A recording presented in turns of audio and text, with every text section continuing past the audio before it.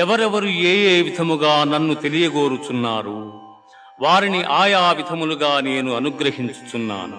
కాని ఏ ఒక్కని యందును అనురాగము గాని ద్వేషము గాని లేవు. యస్య సర్వే సమారంభాః కామ సంకల్ప వర్జితాః జ్ఞానాగ్నిదగ్ధ కర్మాణం తమాహుః పండితం బుధాః. ఎవని కర్మాచరణములు కామ సంకల్పములు కావు, ఎవని కర్మలు జ్ఞానమను నిప్పుచే కాల్పబడినవు, అట్టివానిని పండితులని విద్వాంసులు పలుకుదురు.